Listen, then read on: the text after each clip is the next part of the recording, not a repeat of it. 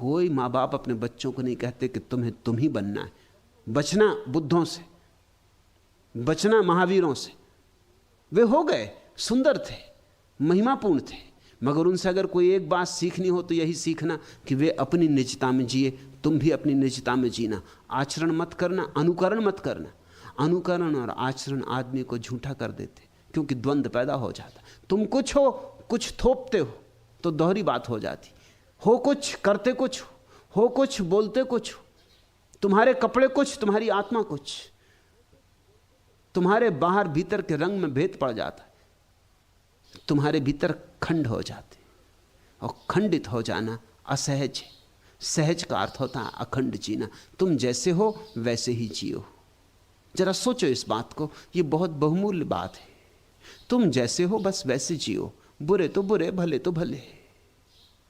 तुम सारी दुनिया को अपनी वस्तु स्थिति से वाकिफ हो जाने दो। तुम अपने को उघाड़ दो। तुम कह दो कि ऐसा मैं हूं,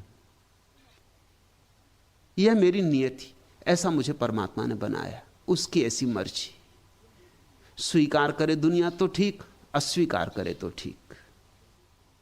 जब तुम चाहोगे कि दुनिया मुझे स्वीकार करे ही, तभी अड़चन शुरू होगी। तब यह होगा कि दुनिया जैसा चाहेगी वैसा तुम्हें होना पड़ेगा।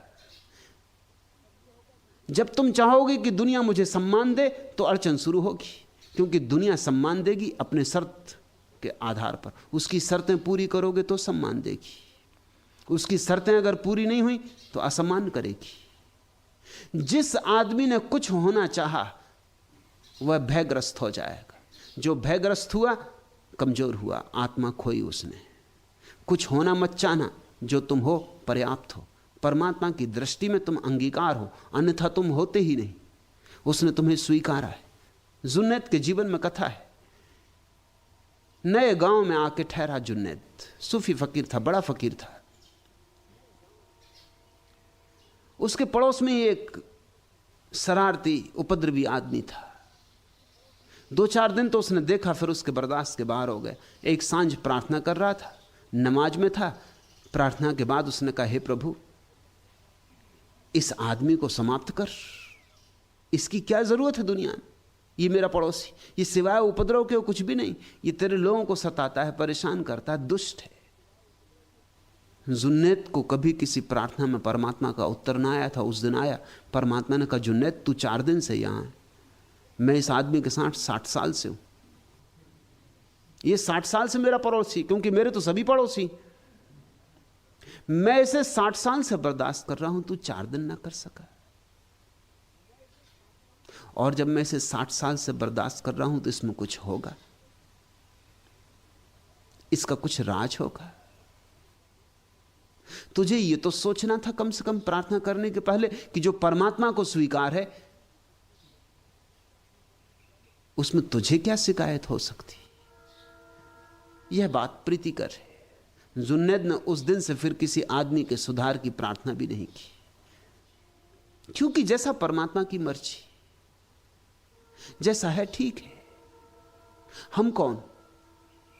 जीसस के पास कुछ लोग एक स्त्री को लाए और उन्होंने कहा कि इसने व्यभिचार किया है, और पुराने शास्त्र में लिखा है कि पत्थर मार के इसकी हत्या कर देनी चाहिए। आप क्या कहते? जीसस नदी के किनारे बैठे थे। जीसस सोच में पड़े होंगे, पत्थर मार के हत्या कर देना, अगर इसकी आज्ञा दें तो हिंसा होगी। फिर जीसस के प्रेम के सिद्धांत का क्या होगा? और अगर कहें कि नहीं क्षमा कर दो तो लोग नाराज होंगे। लोग कहेंगे तुम हमारे पुराने धर्म का खंडन कर रहे हैं, हमारे शास्त्र का खंडन कर रहे हैं। लोग यही चाहते थे। असल में लोग आए ही इसलिए थे कि अगर जीसस कहेंगे कि क्षमा कर दो इसको,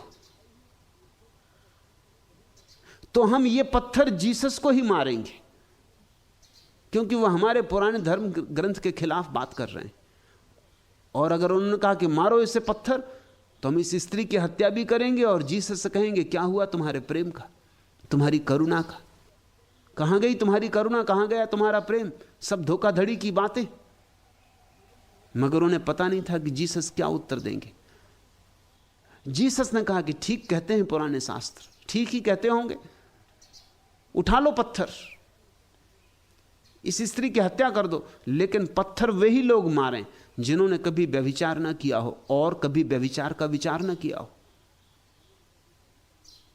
वो जो पंचगांव के आगे खड़े थे, मेयर रहा होगा और म्युनिसिपल कमेटी के मेंबर और सब, वो जल्दी से पीछे हट गए भीड़ में, क्योंकि कौन झंझट करे, गांव भर जानता है, सबकी हरकतें जानता है।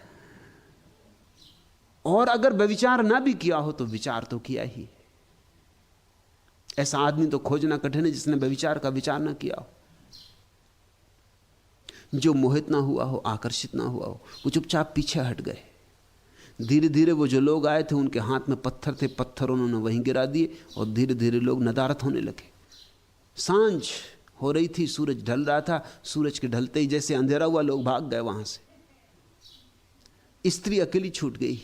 उस स्त्री ने जीसस के चरणों पर सिर रखा और कहा कि आप मुझे जो भी सजा देना चाहें दें, मैं व्यभिचारिणी हूं, मैं स्वीकार करती हूं, मैं पापनी हूं, और आपकी करुणा ने मेरे हृदय को गदगद कर दिया। आप जो भी सजा दें। जीसस ने कहा कि मैं कौन हूं सजा देने वाला?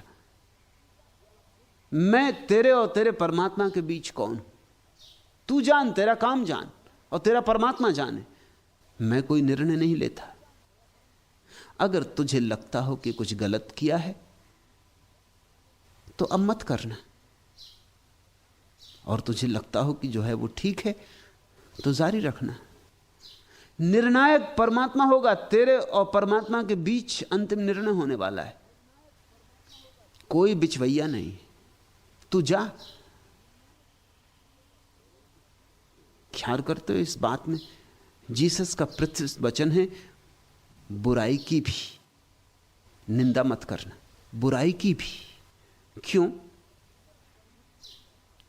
इसलिए कि अगर परमात्मा चला रहा है तो कुछ कारण होगा। अपने भीतर जागना, जीना, लेकिन जीने का सूत्र निकलता हो निजता से। सहज जुगतिले आसन करो। अगर तुम्हारा जीवन सहज हो जाए तो बस ठहर गए, आसन लग गया। यही असली आसन है। पालथी मार के और सिद्धासन लगाना असली आसन नहीं है। वो तो कोई भी लगा ले, वो तो कवायद है, व्यायाम है, अच्छा है, करो तो शरीर के लिए स्वास्थ्य कर है, लेकिन उससे कोई आत्मा नहीं मिल जाएगी।